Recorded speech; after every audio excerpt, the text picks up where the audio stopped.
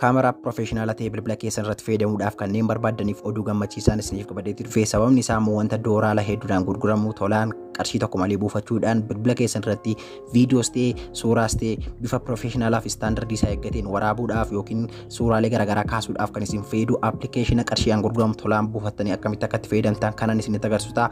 Egaan iddoo kanarraa akkuma agartan doolaara shawwayii isin gaafata jechuudha Play Store keessaa yoo buufachuuf kaatan. Sinumaayyuu immoo warri Itoophiyaa keessa jirtan appilikeeshinii kana yoo maqaa isaadhaan sarchii gootan argachuu dhiisuutiin ni maltu jechuudha. Sababni isaa country keenya irraati kun akkuma agartan this ATM is not available in your country kan jedhu isiniif fida waan ta'eef garuu karaan isinitti agarsiisutti fayyadamtan yoo gadi buufattan doolaara tokko malee qarshii tokko osoo harkaan baasiin salphaatti appilikeeshina keessan buufachuudhaan wanta barbaadaniif itti fayyadamuuti ni dandeessu jechuudha. Kanaaf hanga xuraatti yoo waliin taatan baay'ee tokkotti gammaddu. Viidiyoo kana immoo like gochuudhaan na jajjabeessaa, like gochuu qofaadhaan na jajjabeessaa please isin jedha. Amma ni eegalla.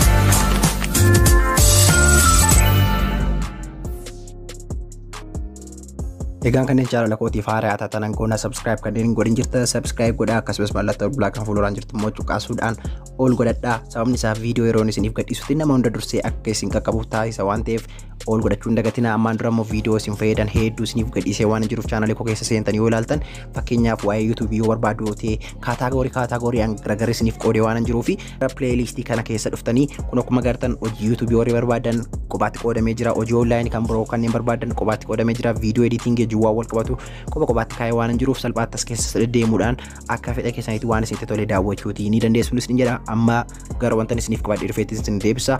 Jalqaba ragaa appilikeeshinii kana daawunloodii godhattu jechuudha. Appilikeeshinii kana akkamitti akka daawunloodii godhattan immoo kunotti isinitti nan agarsiisa jechuudha. Linkii isaa description box jala isiniif kaayatiin jira. Viidiyoo kamiyyuu yeroo bantanitti haalli isiniif banu kun akkuma agartan jala kanarra barreeffama viidiyoo kootii al tokkootii fi ni tuqxu jechuudha. Booda kana gadi isiniif baasa. As keessaati kun akkuma agartan warri kun linkiidha jechuudha. As keessaa gaa aappii as tuqaa buufadhaa kan jiru linkii wajjin isiniif waan ta'uuf linkii yeroo isin tuqxan gara kana isin fida jechuudha. Saniin booda iddoo kanarraati gaa appilikeeshinii sana al tokkootii fi ni tuqxu. Achii booda bilbila keessanitti homaa waa tokko cinqii tokko malee gadi isiniif bu'a jechuudha. Kun akkuma agartan saniin booda daawunlood godhachuutiin dandeessu jechuudha appilikeeshinii barbaadanii dhuftan sana. Kanaaf haala kanaatiin itti fayyadamtu jechuudha. Okay.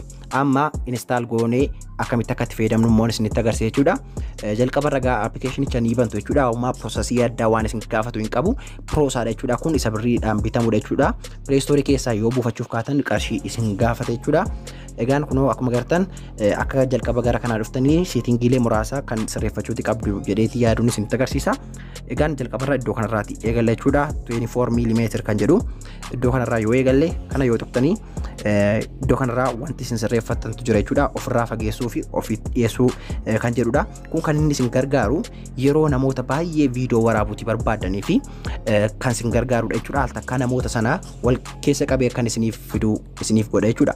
Inni kan biraan gubbaa kanarratti siitingii ni argattu jechuudha. Gubbaa kanarra siitingii kana yoo tuqxanii addanarraa wanta fedha keessan ta'e sirreeffachuu dandeessu.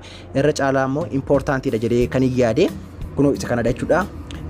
Kunoo meegaapiikseelii 16 kan jiru kana gara 8tti gara 2tti gadi buutuutii ni dandeessu akka fedha keessanidha. Egaan warri bilbilli keessan xiqqaatee kwaalitiin isaa baay'ee gadi isin jalaati bu'aatee appilikeeshinii kanatti baay'ee ni gammadu jedheeti yaada. Sababni isaa immoo kunoo sadarkaa viidiyoo keessaniif suuraa keessanii ol isiniif bituudhaaf chaansii guddaa ni qaba waan ta'eef isiniin jedha. Egaan inni kan biraan jala kanarratti inni barbaachisaadha jedheeti yaadu. Bakka kanarraa ni tuqxu jechuudha. Kunootti bakka kanarra isin tuqxan wantoota kana isiniif fida jechuudha. Kanarraa akkuma agartanii akka naannessuudhaani jalqabarra kan jiru kunootti isa kanadha.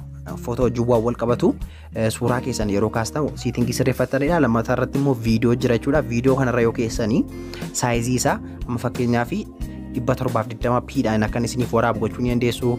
1080pdhaan akka inni waraabu gochuu ni dandeessu. 4Kdhaan akka inni waraabu gochuu ni dandeessu. Kanaaf akka fedha keessanidha. Amma kan hin gaariidha jedheeti yaadu.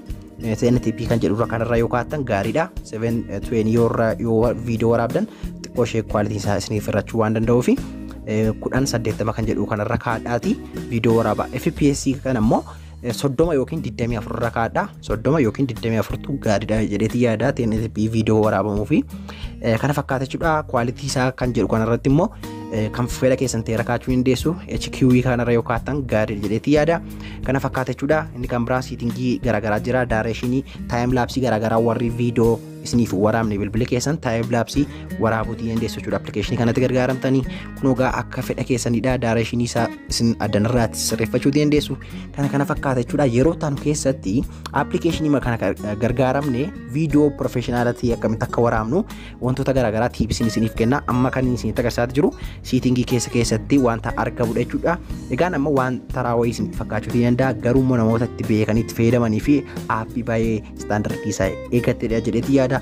Egaan kana fakkaata jechuudha. Wanti irraa isiniif qabadheeti dhufe yeroo taanu keessa wanta akkan isiniif qabadhee dhufu barbaadanii waa kamiin iyyuu koomentii irratti naaf barreessaa. Ani yaada keessan hubachuudhaan viidiyoolee babbareedoo isin barbaachisan isin fayyadan jedhee yaadu isiniif qabadheetii nan dhufa waan ta'eef isinin jedha. Egaa yeroo taanu deebinee galagarrutti nagaan naaf turaa isinan jaalladhaa isinan kabajaa. Bye bye.